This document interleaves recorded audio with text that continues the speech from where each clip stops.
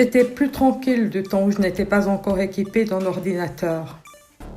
De jour comme de nuit, cette machine émet son tintement sempiternel.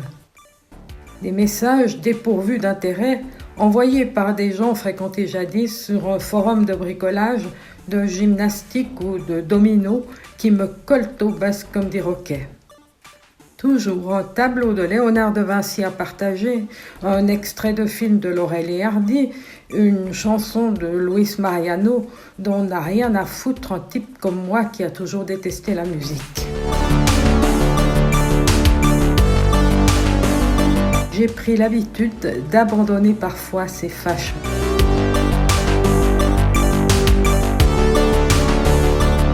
Je me promène dans les rues. Je regarde les arbres et la pelouse pelée du square Khrouchtchev. La sève circule sous terre à travers des conduits minces comme un fil. Chaque feuille de chêne est reliée à chaque fleur. La moindre mauvaise herbe de la Seine-Saint-Denis est un baobab millénaire du fond de l'Afrique.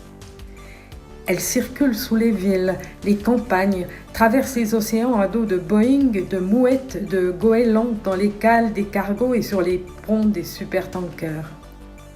Tous les végétaux de l'univers n'en font qu'un, immense et disséminé sur toute la planète.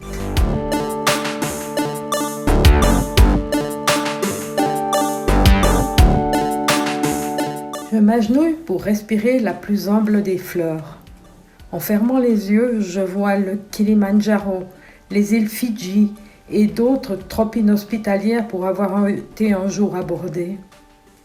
J'entends les sirènes de New York, le bruit de ferraille des vélos de Pékin, la pluie tombée dans les rues de Philadelphie et la neige sur la Sibérie avec sa toundra persistante sous le permafrost.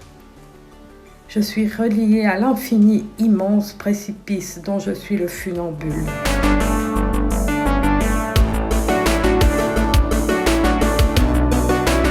Je me rends titubant au supermarché, car à force de bavasser avec tout l'univers, je ne trouve jamais le temps de faire des courses.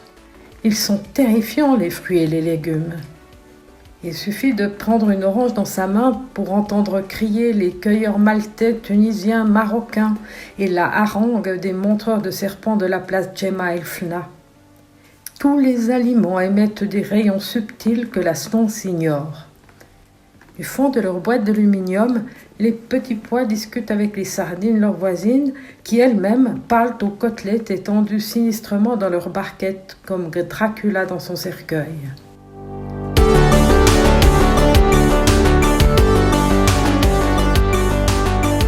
J'abandonne mon chariot au milieu du magasin.